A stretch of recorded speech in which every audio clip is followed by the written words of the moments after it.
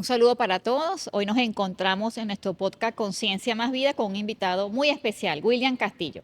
Vamos a tratar de abordar y discutir y profundizar la ciencia que está detrás de la formulación, la determinación y el diseño de las medidas coercitivas unilaterales que atentan hoy contra nuestro país y el bienestar de nuestro pueblo. Gracias, Jessica, William, bienvenidos. ¿Cómo estás, William? Hola Gabriela, hola Jessica. Bueno, un placer y un gusto estar aquí en este podcast que lleva pocas ediciones, pero ya es muy exitoso. Así que bueno, Gracias, muchas gracias. gracias. Bueno, William, viceministro de Políticas Antibloqueo del Ministerio de Economía y Finanzas. La ciencia y la tecnología se han visto fuertemente afectadas por estas medidas unilaterales, coercitivas. Hay un caso y justamente en esta escenografía estamos rodeadas de microscopios y yo recuerdo la primera vez que escuché a Gabriela en una entrevista hablaba de los filamentos de tungsteno, creo que es, Tusteno, sí. que sirven para los microscopios y ocurrió algo, si mal no recuerdo, año 2019 por el tema de las medidas coercitivas y unas compras que se habían hecho de estos filamentos. Vamos a explicarle a la gente qué fue lo que pasó. Fíjate, la República, el Estado venezolano, hizo la adquisición de un contrato para modernizar la infraestructura científica de microscopía electrónica del país, para la Universidad Central de Venezuela, para el Instituto Venezolano de Investigaciones Científicas, IBIC, y otros centros de microscopía que trabajaban en red en Venezuela. Venezuela estaba entre los 5 países del continente con mayor desarrollo científico en materia de microscopía, que se remonta al momento en donde el doctor Humberto Fernández Morán diseña la cuchilla de diamante. Para que tengamos una idea, estamos hablando de más de siete décadas. En este trabajo científico, que era modernizar la infraestructura tecnológica, la República, con sus recursos, con los recursos del pueblo, hace un contrato y la compra de estos equipos que iban a modernizar.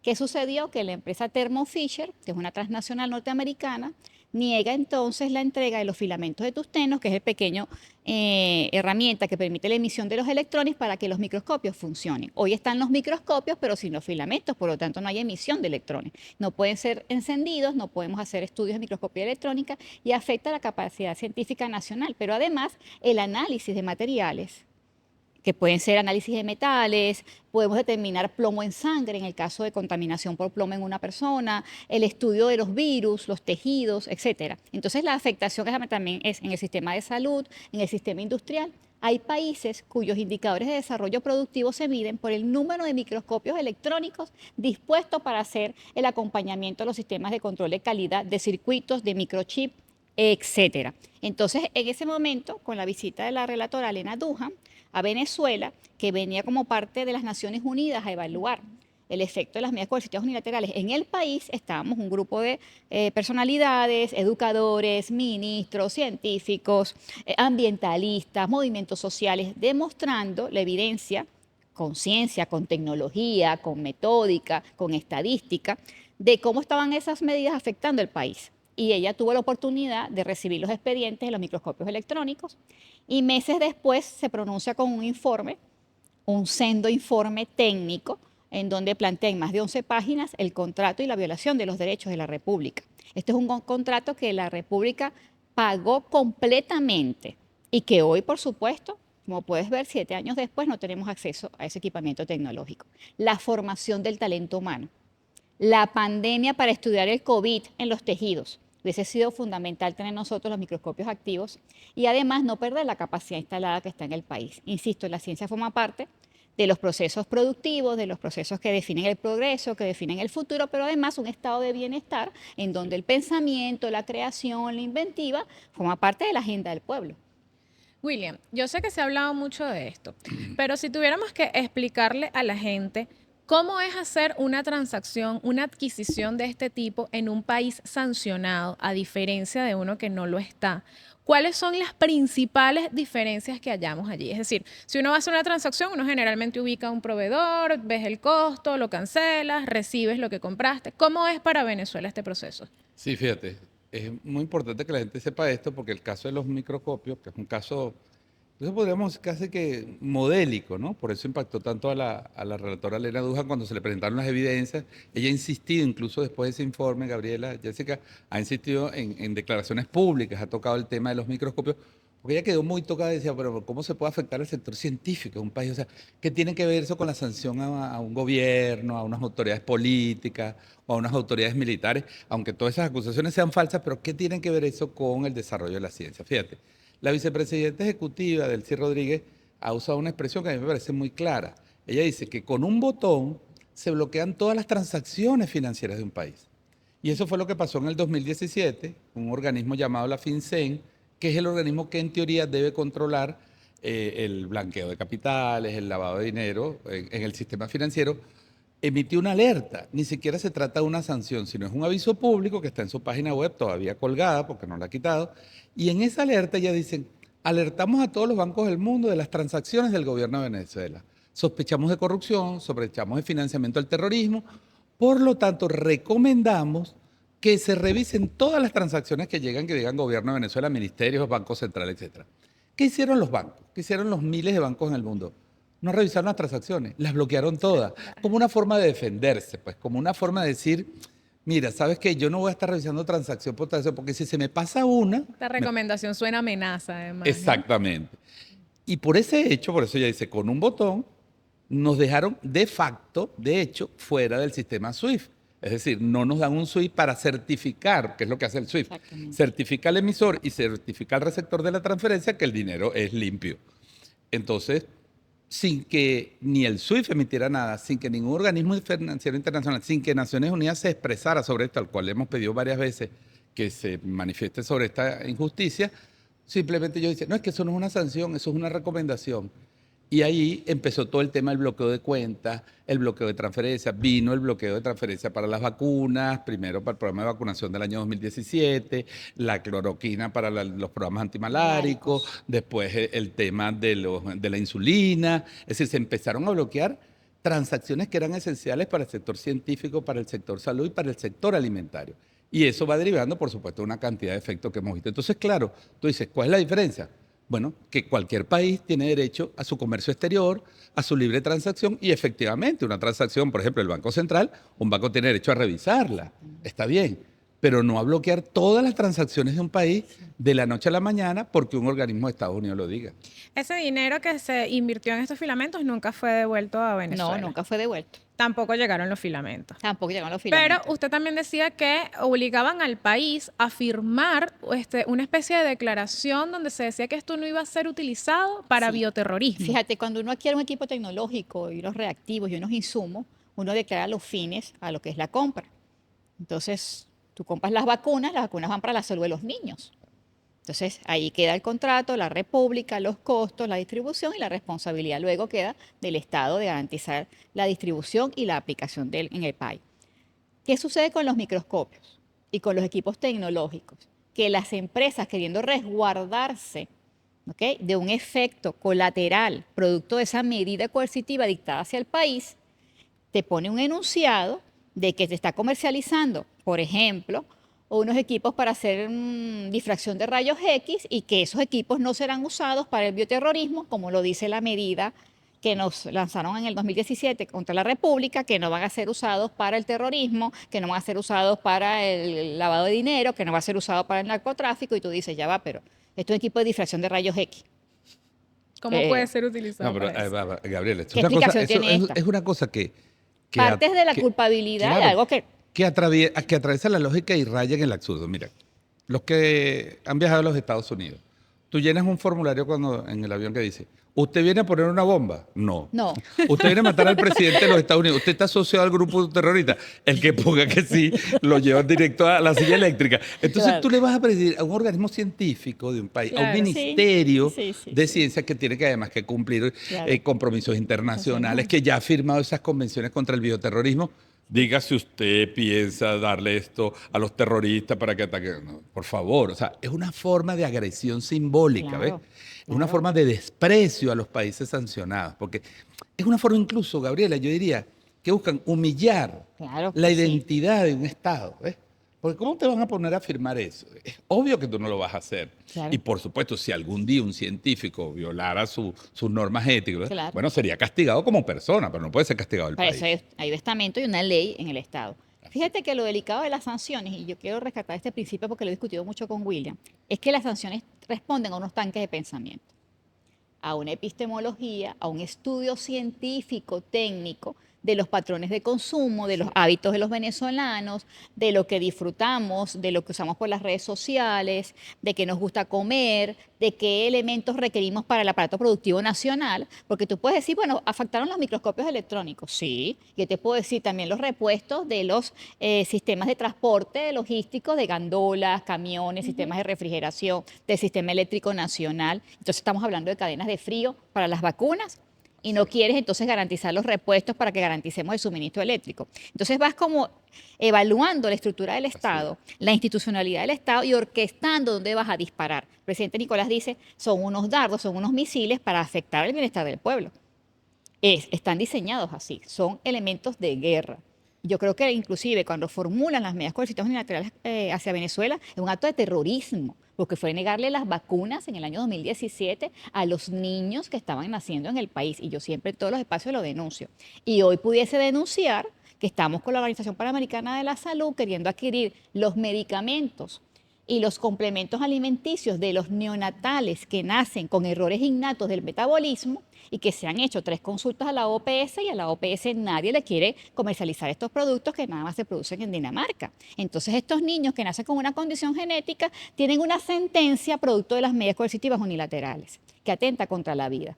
Ahora, estos informes como el que elaboró la relatora de las Naciones Unidas y estas denuncias que se hacen nunca llegan a nada. ¿Qué pasa con estos informes? La relatora, que debemos reconocer el gran trabajo que está sí. haciendo, es una persona que incluso he tenido la oportunidad de compartir personalmente con ella, y ella pide permanente ayuda porque dice que la burocracia, hecho por ella, de la propia ONU, impide que este tema tenga más visibilidad. Y ella se dirigió varias veces a los estados y dice, necesito apoyo, necesito investigaciones para yo poder empujar con esas evidencias todo este tema, porque no encuentra, pues, más allá de que sí, efectivamente, el Consejo de Derechos Humanos ha aprobado varias resoluciones, e incluso varias sobre Venezuela, 4 relatores en 2020 de Naciones Unidas firmaron un documento. Es decir, más allá del apoyo de funcionarios puntuales, no hay en la estructura de Naciones Unidas, lamentablemente, no hay una doctrina, dice ella, establecida por la ONU, y dice, la ausencia de esa doctrina hace que cada quien llame a las sanciones de una manera y entonces oculta su responsabilidad. ¿Ves? Y las medidas coercitivas unilaterales,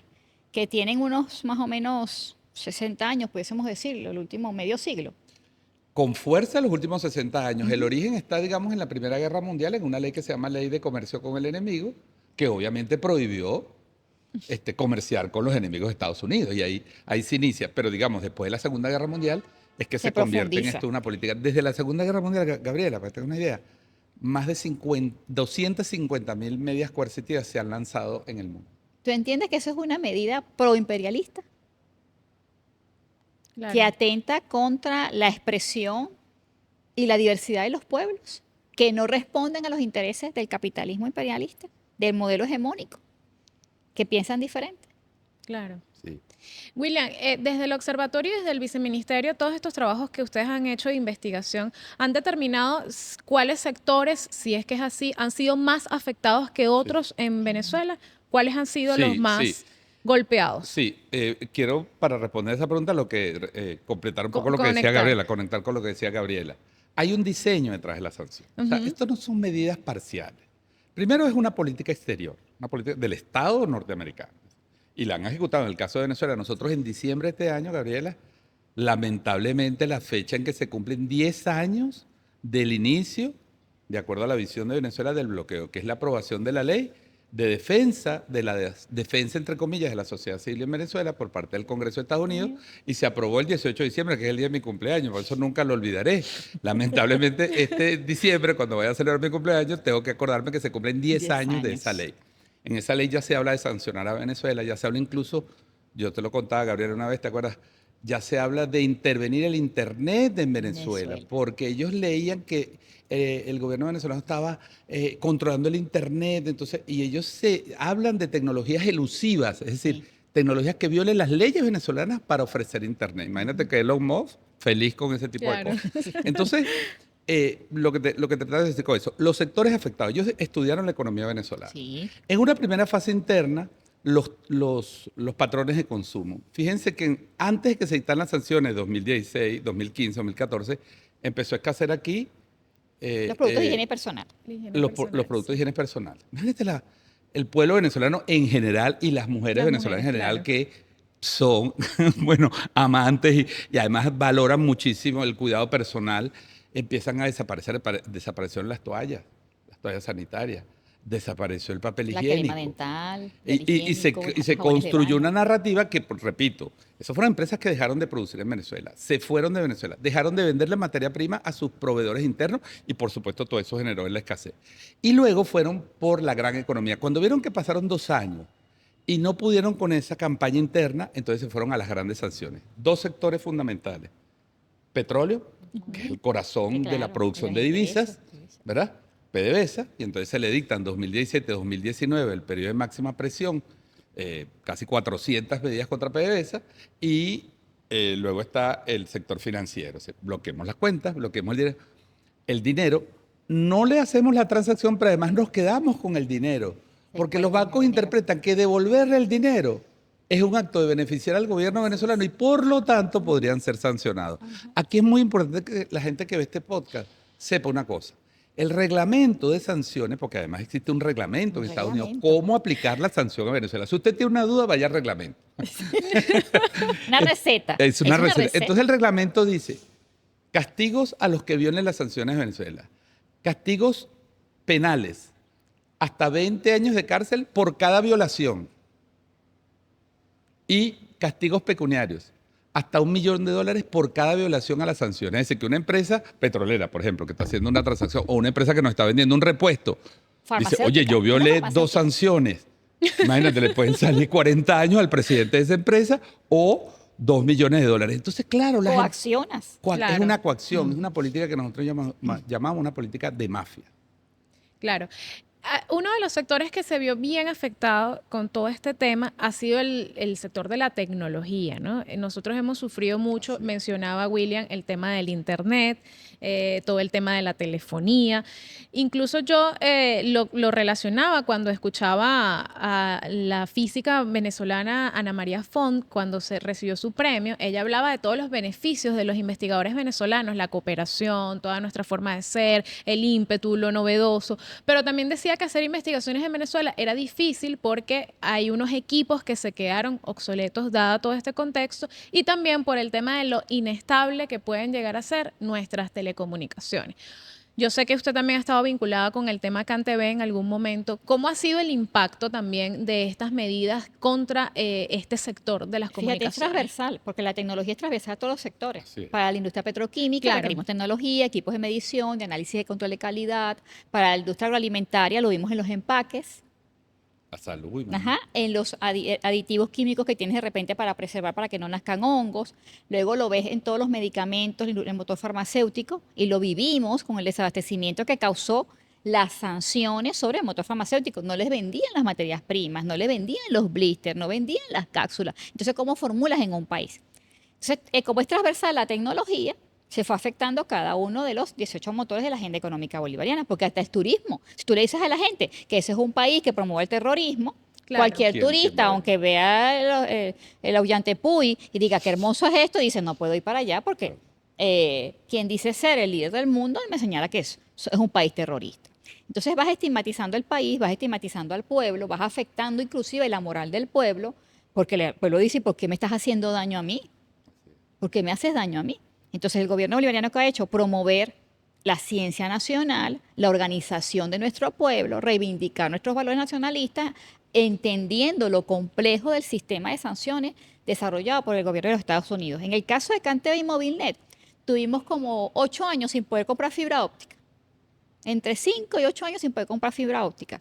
Recientemente las fibras ópticas las comenzamos a comprar en el año 2020, durante la pandemia, gracias a la alianza con Irán. ¿Qué sucede? Que en esa alianza, que fuimos a un encuentro científico, porque además dejaron de hacer convocatorias a los científicos venezolanos, es importante, dejaron de llegar las invitaciones a los congresos, a los seminarios, La a los publicación de concursos, artículos. las publicaciones a las revistas cuando escribíamos los venezolanos, bueno, comenzaron a tener cierto sesgo y xenofobia y racismo, porque venían del aparato científico nacional, de nuestros centros de investigación, de nuestras universidades. Y en este encuentro que Irán hace con nosotros en el 2019, Y durante el año 2020 nos dicen, queremos mostrarles nuestras capacidades en telecomunicaciones. ¿Cómo están haciendo ustedes con esta guerra que es multidimensional para mantener los servicios? Y nos encontramos con que estaban desarrollando fibra óptica. Y dijimos, esta es la tarea. Firmamos una alianza, mandamos los técnicos de CanTV, vinieron los técnicos de Iraní y pudimos desarrollar más de 25 kilómetros aproximadamente de fibra óptica y preparándonos inclusive para dar cumplimiento a nuestros cronogramas electorales. Es decir, que pensaban que afectando el sistema de Claro, sí, ni telecomunicaciones siquiera se también iban a poder hacer afectaban las el elecciones. ejercicio democrático del pueblo venezolano, en su cotidianidad, en su programación electoral, en lo que nos dictan nuestras leyes y reglamentos. Entonces, por supuesto que ahora tenemos más de 190 operadoras de telecomunicaciones. Antes solo eran 20, entre públicas y privadas, incluyendo CanTV, Movilnet, Movistar, Digitel, que también el sector privado nacional fue afectado. Así Y lo es. pueden decir ellos Así es, también. así es. Entonces, ¿qué hicieron? Ahora lo están reconociendo. Sí. Durante varios años no lo querían reconocer.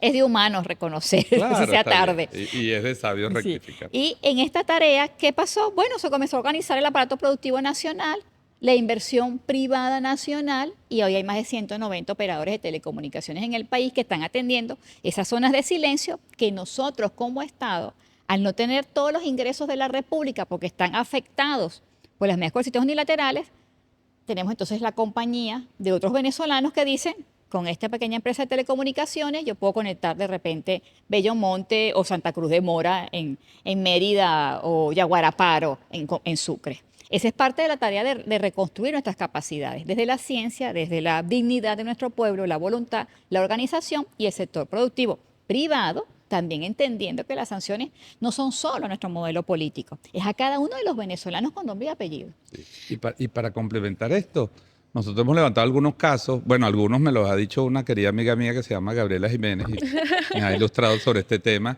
Gabriela, el tema que sucedió después bueno, el lamentable accidente con el satélite, ¿no? Que no se conseguían espacios para comprar en otros satélites. Un Servicios. espacio que es al final ¿para qué? Para que haya televisión digital abierta, para que haya para que el país esté conectado con el mundo. Desconectar a Venezuela del mundo, aislarlo era un objetivo, ¿ves? Y entonces las telecomunicaciones eran esenciales. Nosotros tenemos registrado en las sanciones de la OFAC, está en las empresas chinas que nos ayudaron con los servidores y los equipos para montar el sistema Patria. Sí. ¿A quién afecta cuando se afecta el sistema Patria? A quienes tramitan, reciben su bono, hacen sus transacciones, Abuelos, hacen una solicitud por el jubilados. sistema Patria.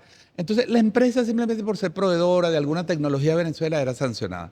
Luego está la cantidad de empresas de Internet que brindan servicios regionales y que bloquearon sus servicios para Venezuela a partir de la sanción. Esto ya comenzó antes de la sanción, en 2014. Sí. Recordemos que durante las guarimbas, varias empresas liberaron sus licencias, los servicios privados, para eludir supuestamente el control que el gobierno quería hacer de la comunicación, y entonces tú te podías conectar a una página y transmitías desde tu celular como si fuera Sí. como si fuese un transmisor, como si fuese... Y eso lo usaron, incluso lo usó una señora muy famosa, que ha mencionado hoy muchísimo en las redes sociales, para alertar, por aquí viene la Guardia Nacional y tal. Ahí está el concepto de elusión. Es decir, y luego, cuando empiezan las sanciones, esas mismas empresas dicen, Spotify, qué sé yo, me voy de Venezuela, yo no brindo servicios de Venezuela, nuestros artistas no podían poner sus canciones en las plataformas de Internet. Es decir, una serie de afectaciones que eran individuales, que eran colectivas, pero que sobre todo buscaban desconectar al país del sistema de comunicación internacional. Y por último, la Unión Europea, que se dice, no, nosotros no tenemos sanciones económicas a Venezuela, sí tiene algunas restricciones para la venta de equipos de telecomunicaciones tiene. a Venezuela. Sí tiene. Ahora, las cosas no están exactamente igual que cuando empezaron esas sanciones. Venezuela ha conseguido una fórmula para avanzar pese a esas sanciones. Yo sé que hay cosas que no se pueden mencionar, pero ¿a qué le atribuirían ustedes esa posibilidad o esa fórmula que ha conseguido Venezuela para avanzar? Ya mencionaste, por ejemplo, esas alianzas como el tema de Irán. Hemos mencionado también cómo algunos privados se han dado cuenta de algunas cosas. Hemos avanzado por allí. ¿Qué más ha sido ley parte de esta antibloqueo. fórmula? Creo que la ley antibloqueo ha sido una oportunidad para garantizar la seguridad de los inversionistas y de las alianzas que la República establece en una condición de igualdad, jamás perjudicando los intereses del Estado ni del pueblo, pero además permitiendo cierto nivel de seguridad a Así es. ese inversionista. Creo que eso es muy importante. De hecho, muchas de las inversiones que hoy se ven es gracias a esa agenda que el presidente Nicolás impulsó con la vicepresidenta Delcy Rodríguez. A diversificar las fuentes de la economía de los ingresos del país. El apoyo a la producción agrícola nacional, desde el pequeño campesino. Llegamos a superar el 80% de desabastecimiento y que tuvimos que ver nuestros campos, tuvimos que ver nuestras semillas. Y ahí hubo toda una política nacional de si podemos moralizar a nuestro pueblo, abrazar a nuestros productores campesinos y si podemos. La agricultura de puerto, de barcos, ya no es la agricultura de Venezuela. Y eso es una agenda que reivindica nuestras capacidades como venezolanos y venezolanas. Además, hubo una gran agenda que todavía estamos profundizando, que es que entendamos como pueblo qué son las medidas coercitivas unilaterales. ¿Dónde lo vives en lo diario? Cuando no te llega el agua. Sí, porque esa potabilizadora, porque ese embalse requiere una ingeniería, requiere una sofisticación técnica, una renovación de maquinaria, un personal académico que tiene que formarse. Y entonces hay un equipo que tienes que luego sustituir, que tiene 50 años, 15 años, y que tú no pensabas hace 25 cuando lo instalaste, que un país iba a dedicar todas sus fuerzas a negarte los derechos. Sí. Entonces, allí hemos tenido que generar nuestras propias capacidades. Yo hablaba de la institucionalidad, porque ese mismo análisis del sistema económico venezolano fue disparado también hacia la institucionalidad para quebrar a Corpoelec, al Guri, a Hidroven y a todos nuestros servicios estratégicos y públicos del pueblo, porque además son servicios que responden a la racionalidad de los sistemas públicos. Y el sistema mundo del capital no tiene esa mentalidad. Sí. Y yo agregaría ahí, Gabriela, bueno, la ley antibloqueo sin duda ha sido un eje fundamental. Hace 2 días el presidente Nicolás Maduro presentó un video que yo me alegré mucho de verlo, porque era su video del 2018 cuando él lanzó el programa económico. Hay mucha gente que no piensa, ¿cómo ha pasado todo esto? Mira, es que en el 2018 el presidente Nicolás Maduro, nos olvidamos de eso, lanzó un programa económico y le dijo al país, nosotros vamos a salir adelante. Y le decía a la vicepresidenta, su profecía se cumplió, pero no es voluntarismo, es trabajo diario, es trabajo 24 horas, 365 días del año, los motores productivos, las alianzas económicas, los mecanismos de seguridad para las inversiones a través de la ley antibloqueo, la búsqueda de mecanismos que obviamente no se puede informar, como tú bien sabes, de nuevas arquitecturas financieras para poder eludir algunas de las sanciones. Es decir, ha habido una estrategia general, las medidas internas, medidas tributarias, aquí se han tomado medidas comerciales, la nueva política comercial. La nueva política comercial se discute con el sector privado caso por caso. El Consejo de Economía Productiva. El Consejo de Economía Productiva. Y el presidente revisa cada una de las decisiones. Es decir, el presidente está al mando. Él dijo, vamos con un programa heterodoxo, porque otra cosa que nos quieren vender es que, bueno, ahora aquí se instaló un grupo neoliberal en el Banco Central y en la política económica. No, es una política heterodoxa porque tú estás enfrentando una agresión multiforme.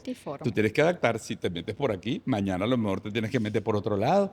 Tienes que desbloquear recursos. Afortunadamente durante la pandemia, que nos bloquearon también, se lograron desbloquear finalmente. El presidente armó hasta un escándalo a la Secretaría General de la ONU y finalmente, después que Cuba, Rusia, China nos habían ayudado con las vacunas, finalmente se pudo ingresar al programa COVAX desbloqueando recursos. O sea, que aún hay $2 millones por allí que no han entregado vacunas y no han regresado el dinero. Así es. Solo para recordar. Y entonces hay que recordar, hay cosas, como dice el presidente, que deben ser en silencio, porque él dice, cada vez que anunciamos algo, buscan ese punto y nos van a atacar por allí. Entonces, claro, es difícil que el país vea esto, porque la agresión multiforme, la gente la ve en el bolsillo, o en el estómago, o en su vida diaria, pero no entiende lo que está detrás. Y un poco la tarea que hemos llevado es de hacer visible eso. Aún así, William, aunque digamos que la gente no entiende cada uno de los pasos de esta situación, hace años atrás, cuando se hablaba de las sanciones, se vendió un discurso de que eran unas acciones en contra del gobierno, en contra de algunos políticos y que no iban a afectar a la gente en su cotidianidad. Esa fue como la narrativa. Pero después, por un lado, por otro lado, todo el mundo empezó a notar cómo eso sí afectaba de alguna manera. Yo incluso recuerdo en los años más difíciles, yo recuerdo que yo empecé a trabajar para una gente afuera del país. Y yo recuerdo, bueno, primero ahí hay muchos fenómenos que se conectaban, ¿no? A los venezolanos que empezábamos a trabajar para afuera nos pagaban mucho menos que a cualquier otro porque empezaron a ver una posibilidad de Claro, explotar talento claro. venezolano, Así es. pagándole, bueno, mano de obra Sí, barata. sí, sí, Y salarios luego, precarios, pero que eran para la gente, bueno, en ese exacto, momento te una ayudaban a, alternativa. ajá. Y luego estaba todo el tema, que así fuesen 20 dolaritos, cobrar esos 20 dolaritos para Era una persona era un drama. tragedia. Si no tenías cuenta afuera, incluso empezó gente que, bueno, yo te recibo el pago, pero te cobro un- un así es. 20%. Todo se volvió un drama. No existía el tema tampoco de las criptomonedas o estas otras fórmulas que luego empezaron a aparecer. Y todos empezamos a darnos cuenta que de alguna u otra manera esto afectaba hasta la mínima escala. Y ahora tú ves sondeos de opinión que dicen que los venezolanos rechazan las sanciones en una inmensa mayoría. Así es. Cuéntanos eso también. Sí, ¿Cómo ha sido ese proceso en el que los venezolanos empezaron a, no, ya va, mira, sí, yo te agradezco. independientemente de su posición política? Sí, hay tres momentos en este proceso de las narrativas. El primero, negarlas. O sea, la primera narrativa fue, no existen La sanciones. negación. No existen sanciones. No, no, no, eso no existe. Ese es el gobierno.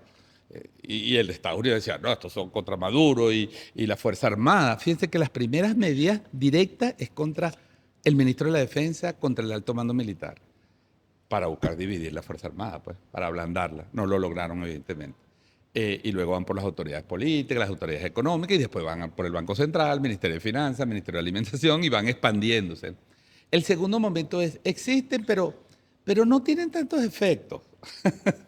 Todavía una fase de negación suave. Y el último, que en las últimas mediciones me decía el presidente de Interenlace, Oscar Chemer, que tienen registrado ya más de 90% en sus mediciones de reconocimiento de las medidas y de ese la gran mayoría de que sí ha impactado de alguna manera su calidad de vida y su vida cotidiana. Entonces, hay un consenso en el país que se conecta con este momento económico de avance, de progreso, en el cual el país ha ido tomando conciencia y sabemos, y yo creo que el país está maduro para saber, y el presidente se lo ha dicho, que con sanciones o sin sanciones hemos avanzado y lamentablemente como no dependen de nosotros, con sanciones o sin sanciones, con licencias o sin licencias, nosotros tenemos que seguir el camino de la nueva economía, la economía de la ciencia, del conocimiento, de la producción que hemos iniciado.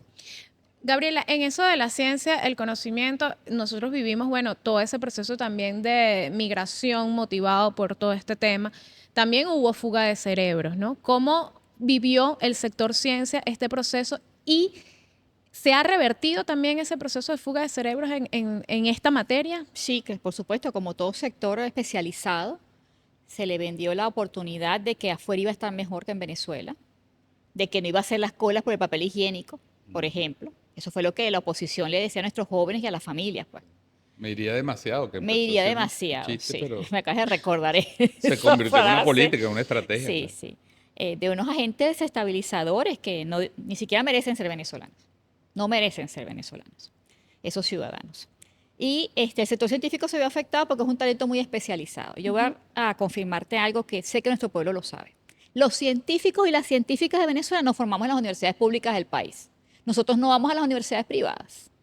Física, química, matemática, biología se estudia en las universidades públicas del país. Por lo tanto, es el Estado, el esfuerzo de la República en formar ese talento que se va a dedicar a las ciencias básicas y aplicadas. La mayoría de las ingenierías se forman también en las universidades públicas del país, como nuestros médicos, como nuestras doctoras. Entonces, tener, por supuesto, ese talento que lo puedes captar, te estás ahorrando formación, cuando un científico puede estar en el orden de los $70.000, una carrera de ese tipo, en Europa.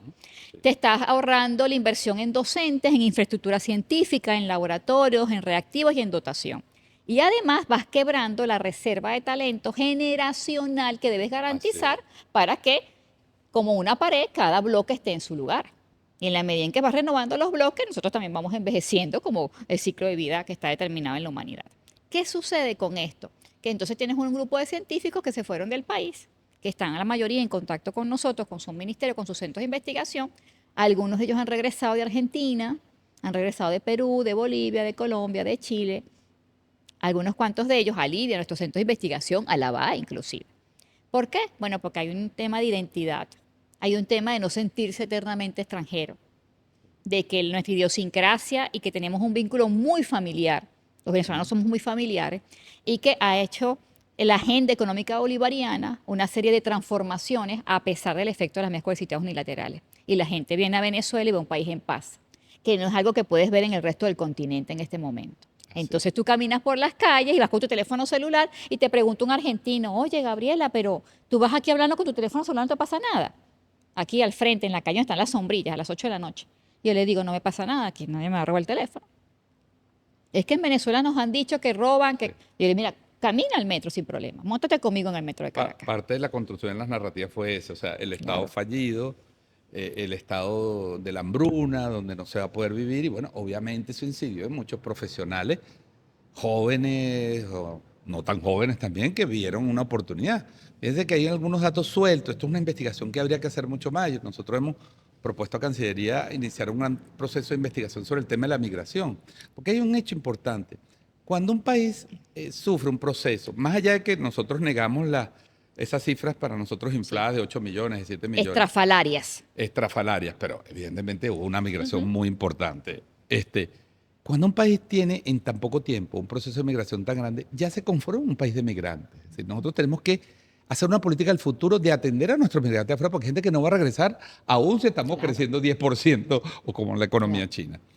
Porque, bueno, hacen su vida, Claro, se forman construyen. vínculos. Entonces, nosotros tenemos que comprender eso. Pero fíjate, algunos datos sueltos. La Universidad Hidrocapital, en un informe que levantamos para la doctora Elena Duján, 40% de técnicos, personal técnico de ingeniería del sector agua, 30% de algunas especialidades médicas, Sí. como anestesiólogo, ¿verdad, Gabriela? Neurología, O sea, se fueron. Entonces, ¿tú te imaginas neonatología. cómo puedes perder 3 de cada 10 profesionales en un área? Por supuesto, no era solo la turbina, no era solo la medicina, no era solo el deterioro de la infraestructura porque no llega el presupuesto. Era que ¿quién te atendía? Claro. Pero además es irónico porque durante mucho tiempo también se decía la educación en Venezuela no es tan buena, no es al nivel de otros Que te lugares. lo diga Y el sistema de entonces salud ahora- de Chile. Ajá. Que te lo digan en Chile, que acaban de ejemplo, entrar ahora 2.700 profesionales médicos. venezolanos están Así que le siendo acaban a reconocidos en 2.700 médicos venezolanos formados en la UCE, pero también formados en el ELAN, acaban de recibir su validación de título en Chile. En Chile. Era casi el 70% de los que aplicaron de todo el mundo eran venezolanos y se validaron. Es decir, nuestro Y sistema fue la educativo mano es de bueno. obra y fue el talento especializado que también atendió la pandemia en Chile Así es. y que salvó las vidas también en Chile. Así es, en Ecuador, en Guayaquil hay un hospital que creó el presidente Correa, no sé cómo estará ahorita después del desastre que hay en Ecuador, pero recordamos uno de los testimonios que más nos conmovió cuando empezó el plan Vuelta a la Patria de una venezolana que se quedó sola, se embarazó allá, el esposo la dejó, y entonces ella se iba al hospital que había hecho Correa en Guayaquil porque todos los médicos eran venezolanos. Entonces ella pasó su embarazo ahí hablando con los médicos y ahí la atendieron, ahí parió A la su hijo. venezolana, pa. A la Entonces yo me venezolana. sentí en Venezuela porque todos los médicos me atendían. Ahora, tú hablas de ese caso, pues de esa conversación. Yo sé que ustedes desde sus distintos en lugares de trabajo han tenido contacto directo con casos de personas afectadas por el tema de las sanciones. Obviamente hay una cifra macro, los medicamentos que se entregaban a pacientes con VIH, todo lo que sufrió los Oncológicos. insulinodependientes, los oncológicos, el tema de la hipertensión. Pero ¿hay algún caso particular que ustedes recuerden que a ustedes en primera persona todavía sienten la marca de esos casos? Yo Sí. todos los días pienso y recuerdo lo de las vacunas y lo sufrí como madre, como mujer, como venezolana y William sabe que esa es una historia para mí obligatoria. Así es. Le rezo a Dios porque no vuelva a suceder. Cuando no lograron llegar las vacunas a Venezuela porque bloquearon el fondo para la OPS, del cual somos fundadores desde hace más de 60 años. En Venezuela hubo una escasez de vacunas de BCG y lo que uno llama la triple viral, la difteria, etc. Y comenzamos a ver casos de difteria en Katia, algo que había dejado de pasar en Venezuela desde 1950 y nos estaban haciendo retroceder a un periodo de barbarie, ¿no? A una cosa que estaba erradicada en el país. Y tú dices, bueno, está erradicada en el país, ¿cómo parece un caso? Bueno, lo que sucede es que las bacterias y los virus están circulando en el universo, en la naturaleza. Si tú estás vacunado, si quedas expuesto a ese germen, no desarrollas la enfermedad. Pero si tú no tienes vacuna y eres un niño que está en un proceso de desarrollo, o un neonatal, un niño de 24 horas de nacido, de 3 meses, de un añito, por supuesto que el virus va a estar allí en el ambiente. Cuando eso sucedió, se declaró las instancias de las Naciones Unidas a Venezuela como en emergencia. Y comenzaron los locos zombies a decir ayuda humanitaria porque había difteria en Venezuela. Primero que a los zombies que cuando se transforman destruyen todo. Bueno, eso sí, así son ellos. Y luego que emergencia, que Venezuela tuviese un caso de difteria, generaba un cerco sanitario en los países fronterizos y eso tenía una repercusión en la región. Entonces no eran los 70 millones de dólares de las vacunas de Venezuela para todo el plan adulto, niña, neonatal, sino que además consideraba recursos para los países de la región fronterizos, para ellos tener sus cercos sanitarios y sus sistemas de alerta epidemiológica. Entonces la cosa ya trascendía a 800, 500 millones. ¿A quién crees tú que beneficia eso, Jessica? ¿Al pueblo de Venezuela o a las transnacionales? Al gobierno de los Estados Unidos. Eso beneficia a otros, no a los pueblos. Entonces, ese es un acto que yo nunca voy a olvidar. Nosotros tenemos hasta la curva de 0 incidencia por décadas de difteria en Venezuela y luego el primer caso encontrado en Caracas. Entonces, eso responde, por supuesto, a esa arquitectura de análisis que hicieron para herir, ¿no?, elementos fundamentales del bienestar del pueblo venezolano. Para nosotros la vacunación es pública, es masiva, es gratuita, es de calidad. Hay todo un programa histórico porque Venezuela fue fundador de los primeros programas panamericanos de inmunización en la región. Éramos referentes de eso. Entonces ahorita estamos recientemente nuevamente certificados libres de sarampión. Entonces salen unos por allí, ¿cuántos niños están sin vacunarse? Ya va, tenemos vacunas para atender a todos los niños, tienen que acudir a los centros de salud. Pero al que quiere generar la cadena de desestabilización, quiere llevarnos nuevamente al 2017-2018, donde la barbarie no permitió que tuviésemos vacuna para nuestros niños recién nacidos, por ejemplo. Entonces eso es un caso para mí que es emblemático y que está registrado con expediente epidemiológico. Eso está en este observatorio de antisanciones. ¿Para qué? Para que siempre podamos contarlo y explicarle a los pueblos del mundo. Y otro caso es lo que está viviendo el Programa Oncológico Nacional. Tenemos 19 aceleradores lineales que son equipos sofisticados para la radioterapia de los pacientes oncológicos. ¿Dónde están esos equipos? En el sistema público de salud, no en el sistema privado. Esos equipos responden a marcas como las que tienes atrás de ese microscopio, Siemens, Electra, entre otros, cuyos países mantienen medidas coercitivas unilaterales hacia Venezuela. ¿Qué significa? Que esas empresas transnacionales no venden estos equipos de radioterapia a la República, ni los repuestos, ni los servicios técnicos, afectando en más de un 90% la radioterapia del país. ¿De quiénes? De los pacientes oncológicos, que son pacientes vulnerables. Si eso no es la violación a un derecho, ¿cómo te van a decir que las sanciones no afectan la salud y al pueblo? Eso es una evidencia. Pero además de esto, ante el Organismo de Energía Atómica colocamos la denuncia el año pasado. Y el Organismo de Energía Atómica sacó 2 licitaciones y quedaron desiertas. Acaban de resolver eso en una mesa especial de trabajo con países aliados para renovar los equipos de radioterapia para Venezuela. Y hay una agenda que responde también al pago de estos servicios, de este equipamiento y del entrenamiento del personal especializado, que en 7, 10 años ya esos equipos tienen otras forma de otros usarse. performance, otros desempeños, otras especificidades y que tienen que renovarse el personal también en esa materia. Entonces, hoy estamos en esa tarea recuperando un equipo de brachioterapia en el Hospital Domingo Luciani, que está bloqueado por las sanciones y que lo estamos recuperando con los compañeros iraníes. Y esperamos en los próximos meses que llegue la dotación nueva. Pero lo que insisto es que el daño que le han hecho al pueblo es imperdonable. Y nosotros tenemos de cada una de estas situaciones un expediente para que el observatorio, que es una instancia técnico-científica, pueda tener las evidencias, el registro, las anécdotas, los expedientes de vida. ¿Por qué? Porque de eso tenemos que nosotros hacer los elementos fundamentales para la defensa del derecho del pueblo. Eso es estratégico para nosotros. Nosotros no podemos normalizar las sanciones. Yo le digo a todo el mundo donde voy, no normalice las sanciones. Cuando falla ese poste de energía eléctrica, no es porque nosotros somos ineptos, es porque también hay un tema tecnológico allí, hay una dotación, hay una inversión y usted no puede normalizar las sanciones. Así es. Y yo muy breve, sé que estamos terminando, para responder una pregunta que me gusta mucho, Jessica, que es muy conmovedora para uno que ha estado investigando este tema. Es el caso de los 52 niños, niñas y adolescentes fallecidos del programa de operaciones gratuitas de Citgo, a través de la Fundación Simón Bolívar, y que estaban en Italia esperando tratamiento, eran mantenidos ellos, sus familiares, en Argentina para trasplantes de hígado, y bueno, algunos de ellos fallecieron porque cuando Guaidó se declaró presidente y Trump le entregó Citgo a la gerencia nombrada por Guaidó, el dinero líquido que consiguieron era el dinero de la Fundación Simón Bolívar y pararon ese programa. Parte de ese dinero se trajo aquí a Venezuela, como se demostró públicamente para las guarimbas y para pagar actos terroristas aquí en Venezuela. Bueno, y le costó la vida a 52 niños. Ese caso está también denunciado ante el Consejo de Derechos Humanos por Fundalatic, entre otros, que ha hecho un gran trabajo ahí, levantando duramente esos testimonios. Así que yo diría, como dice Gabriela, no normalicemos esto. O sea, entender lo que nos pasó es darnos elementos para seguir adelante, no para derrotarnos ni para... nadie ha derrotado a Venezuela, Venezuela no la derrota a nadie. Pero tener conciencia de este pasado que es muy reciente nos da fuerza y nos da ánimos para seguir adelante. Ahora, en este no normalizar, así Venezuela alcanzase el nivel que teníamos antes, alcanzase surfear toda esta situación, o así Estados Unidos levantase las medidas coercitivas.